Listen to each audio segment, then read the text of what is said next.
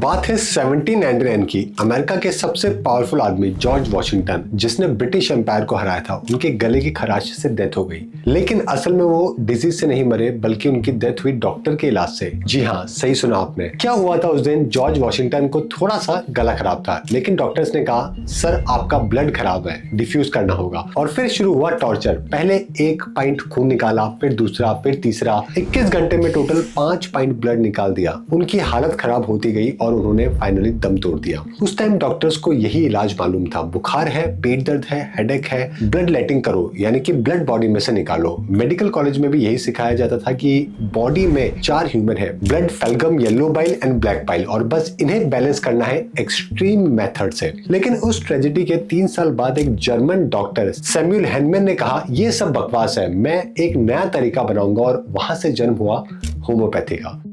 आज 225 साल बाद वही होम्योपैथी $14 बिलियन की इंडस्ट्री बन चुकी है। इंडिया में तो इसका जादू इतना चल रहा है कि 37% डॉक्टर्स होम्योपैथिक है। क्वीन एलिजाबेथ से लेकर स्विट्जरलैंड तक सबने इसको एक्सेप्ट किया, लेकिन साइंटिस्ट कहते हैं कि ये सिर्फ एक महंगा पानी है। तो आज इस वीडियो में हम जानेंगे पूरी सच्चाई। क्या पानी सच में मेडिसिन का इफेक्ट कर सकता है? क्या एजुकेटेड लोग होम्योपैथी ज्यादा यूज करते हैं? और सबसे बड़ा सवाल, ये इतना बड़ा बिजनेस कैसे बन गया? इसके पीछे की क्या सच्चाई है?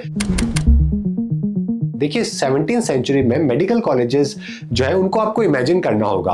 प्रोफेसर क्लास में कहते हैं स्टूडेंट पेशेंट को फीवर है तो पहले ब्लड लेटिंग करो, अगर हेडेक है तो फिर पेट साफ करो। ये मेडिकल साइंस नहीं, ये मिडाइवल टॉर्चर था।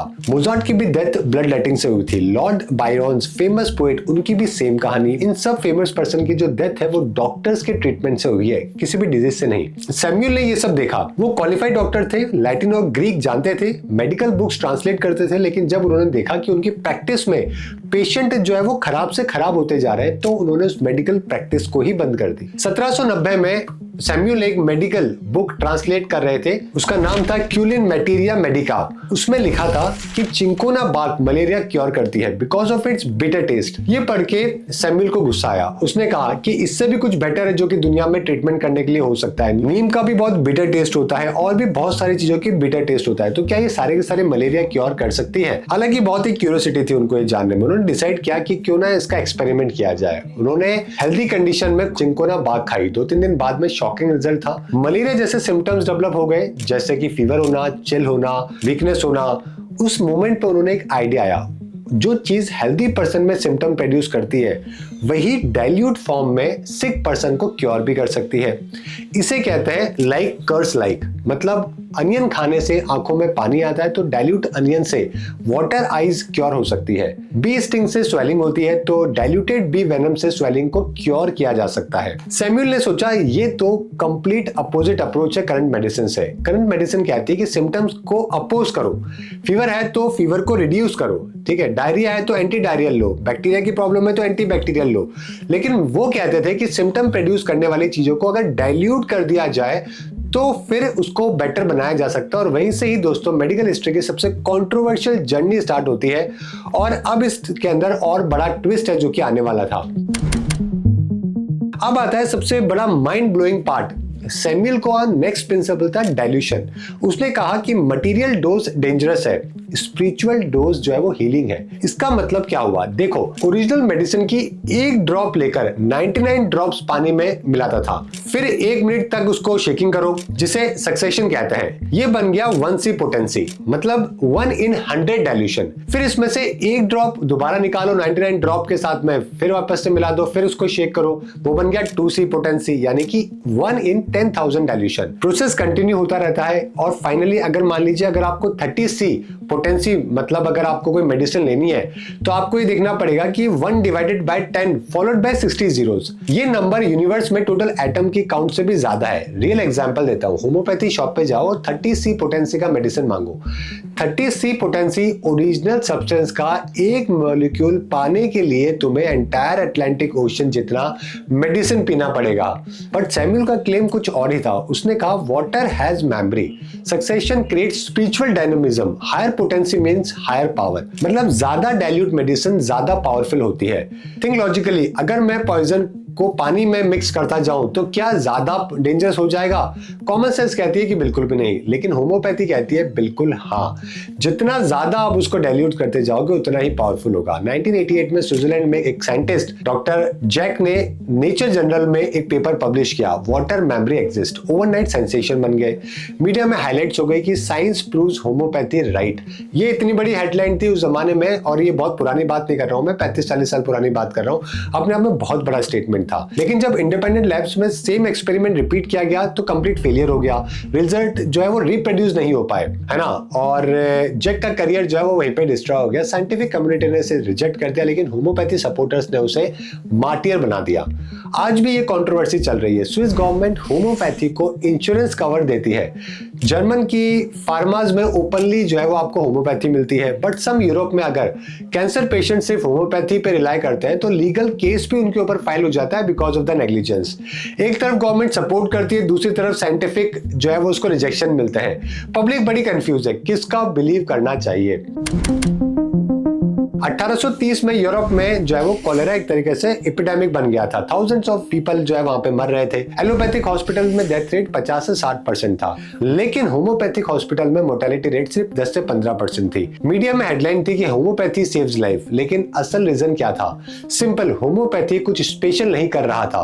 वो पेशेंट को रेस्ट दे रहा था, सपोर्ट कर रहा था, बात कर रहा था, उसकी नेचुरल इम्यूनिटी को ग्रो कर रहा था, उसको मेंटली स्ट्रांग बना रहा था। Allopathic doctors active harmful treatment दे रहे थे, होम्योपैथी स्पेशली कुछ नहीं कर रहा था, जो सिचुएशन में एक्चुअली यही करना था। इस सक्सेस ने होम्योपैथी को अपर क्लास में एंट्री दिला दी। क्वीन विक्टोरिया ने 1840 में जॉन मॉल्डिन को रॉयल होम्योपैथिक फिजिशियन अपॉइंट किया। सोचिए आप, ब्रिटिश एम्पायर की क्वीन जो दुनिया की सबसे पावरफुल थी, अगर उसने होम्योपैथी अपना लिया तो उसको एक तरीके से पूरी दुनिया में ऑफिशियल रिकॉग्नाइजेशन मिल गया। आज भी अगर आप 6 जनरेशन ब्रिटिश रॉयल्टी देख लो तो उन्होंने आज भी होम्योपैथी यूज करते हैं। क्वीन एलिजाबेथ सेकंड के पास डॉक्टर पीटर फिशर 17 साल तक फिजिकल होम्योपैथिक फिजिशियन थे। प्रिंस चार्ल्स तो ऑफिशियली पैट्रोन है फैकल्टी ऑफ होम्योपैथी के। रिसेंट में प्रिंस विलियम और कैट मिडिल्टन भी होम्योपैथी यूज करते हैं। जर्मनी में तो और भी इंटरेस्टिंग सिचुएशन है। 500 मिलियन यूरो का मार्केट है। हेल्थ इंश्योरेंस होम्योपैथी कवर करती है। फार्मास में एलोपैथिक के साथ होम्योपैथिक भी मिलता है। मेडिकल कॉलेजेस में इंटीग्रेटेड कोर्स है। लेकिन इंडिया ने सबको पीछे छोड़ दिया है। इंडिया में ये 3.2 बिलियन यूरो का मार्केट है,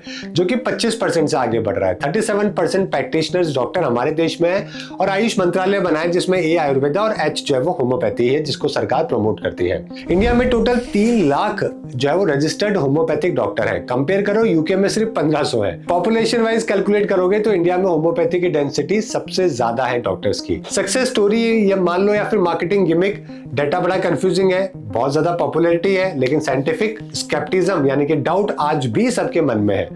चलो कुछ रियल केस स्टडी देखते हैं। एक ऑसिलो नाम की होम्योपैथिक फ्लू जो है वो मेडिसिन आई। एनुअल सेल्स $15 मिलियन सिर्फ यूएस में। एक्टिव इंग्रेडिएंट थे duck liver extract, diluted version करके उसको बनाया गया। एफडीए की कोई अप्रूवल की जरूरत थी नहीं, सप्लीमेंट की कैटेगरी में इसको डाला हुआ था। वैसे ही अर्निको मोंटेना करके एक और है जो कि स्पोर्ट्स इंजरी के लिए काम में ली जाती है, जिसको एथलीट काम में लेते हैं। ओलंपिक एथलीट के पास बैंड सब्सटेंस की पूरी लिस्ट है, लेकिन अर्निको अलाउड है क्योंकि टेक्निकली उसमें कुछ ऐसा है ही नहीं, इतना ज्यादा डाइल्यूटेड है कि उसको अलाउ कर रखा है। ट्विस्टेड बिजनेस मॉडल है, कोई एफडीए अप्रूवल नहीं है, कोई क्लिनिकल ट्रायल्स की रिक्वायरमेंट नहीं है, कोई साइड इफेक्ट भी नहीं है, कोई ड्रग भी नहीं है, कोई ज्यादा स्टडीज भी नहीं है, मिनिमम इन्वेस्टमेंट है, मैक्सिमम प्रॉफिट माना जाता है और जीरो लायबिलिटी है।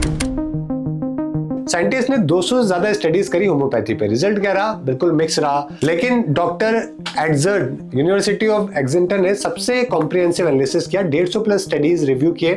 कंक्लूजन क्या निकला? Homeopathy is no better than placebo, but it is also not worse than placebo effect. Australian national health and medical research council ने 2015 में मैसिव रिव्यू किया, 176 स्टडीज एनालिसिस करी। Conclusion, no reliable evidence that homeopathy is effective for any condition. लेकिन supporters का argument अलग है। वो कहते हैं होम्योपैथी इंडिविजुअल मेडिसिन है, मास स्टडीज में ये इफेक्टिवनेस नहीं हो सकती, हर आदमी पर अलग तरीके से काम करती है। इंटरेस्टिंग रिसर्च देखो, यूनिवर्सिटी ऑफ शेफील्ड ने स्टडी करी होम्योपैथिक कंसल्टेशन का इफेक्ट क्या है, तो रिजल्ट बड़ा शॉकिंग था। पेशेंट्स को डिटेल कंसल्टेशन से साइकोलॉजिकल बेनिफिट मिला था regardless of medicine. Average homeopathic consultation अगर आप किसी होम्योपैथी वाले के पास जाओगे ना, तो आपको आराम से वो 1 से 1.5 घंटे सुनेगा।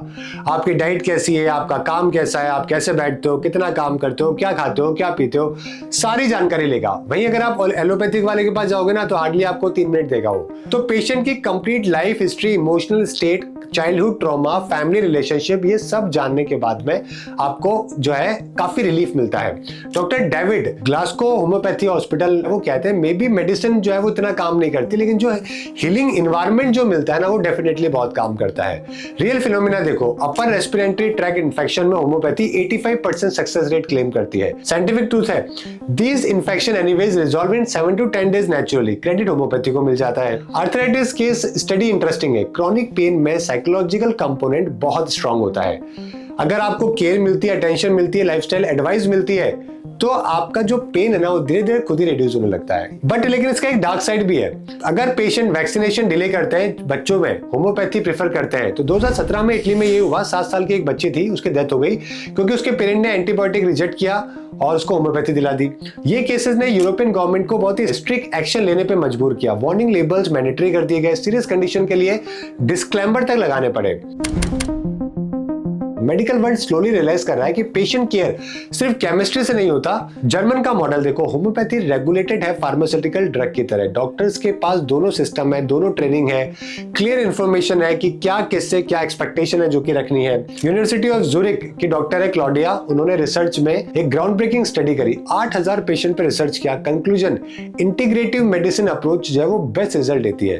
Homeopathy for chronic conditions, conventional for acute emergency.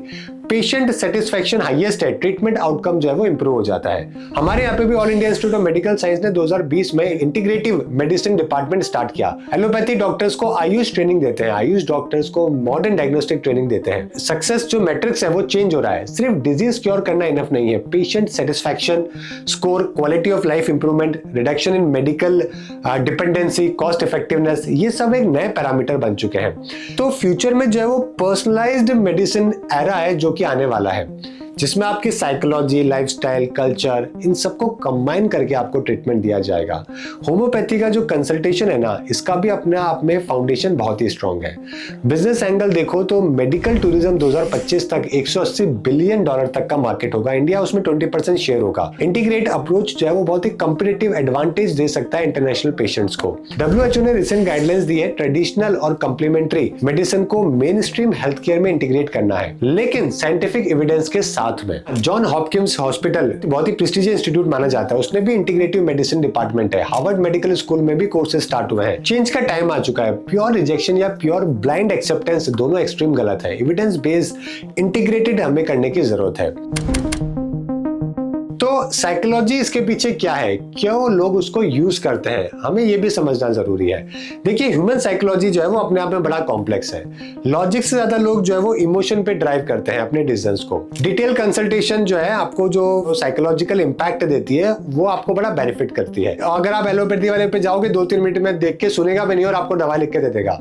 Patient को ये फील होता है कि यार इसने मेरी सुनी नहीं, बस पर्ची लिख के दे दी है।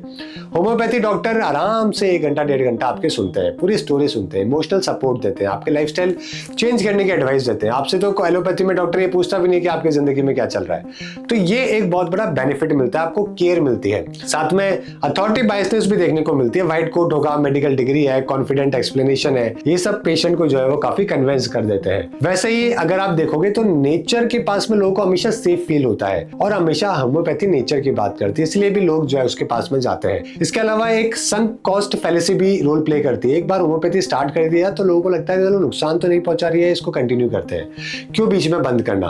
वैसे जिन लोगों का बेनिफिट मिला है उसका वर्ड ऑफ माउथ बहुत काम करता है, जिनको नहीं किया वो नेगेटिव नहीं करते, लेकिन जिसको करता है उसका बहुत ज्यादा अपने आप में बहुत ही स्ट्रॉन्ग सपोर्ट है जो कि इसको होता है, जिसके वजह से लोग काम करते हैं। तो एंड ऑफ द डे अगर मैं बात करूं तो हमें इसके ऊपर क्या करना चाहिए क्या नहीं, तो देखिए छोटे अगर आपके कोई भी प्रॉब्लम है, कोई इश्यूज है, तो आप इसके ऊपर होम्योपैथी जरूर यूज करें। लेकिन जब आपके लिए कोई एक्सट्रीम आपको डिसीजन लेने होते हैं तब डेफिनेटली आपको अपने एलोपैथी के ऊपर साइंस मेडिसिन जहाँ पे प्रॉपर रिसर्च है, प्रॉपर डॉक्टर्स हैं, प्रॉपर वहाँ पे आपके एग्जाम्पल्स हैं, उन्हीं के पास है जो कि आपको जाके अपनी जान है जो कि बचानी चाहिए। तो ये दोनों अपनी अपनी जगह पे सही माने जाते हैं, दोनों अपनी जगह पे बहुत ही इंपॉर्टेंट है, क्योंकि जहाँ पे होम्योपैथी में आपको केयर मिलती है लेकिन साइंटिफिक चीजें नहीं मिलती, वैसे एलोपैथी में आपको साइंटिफिक मिलती है लेकिन केयर नहीं मिलती है। और हमें जो एज ए ह्यूमन जो हमें जरूरत होती है वो दोनों की एक साथ होती है। ऑलराइट, तो ये था आज का आपका इंपॉर्टेंट वीडियो। होपफुली आपको वीडियो पसंद आया होगा, लाइक और शेयर जरूर करिएगा। Thank you everyone.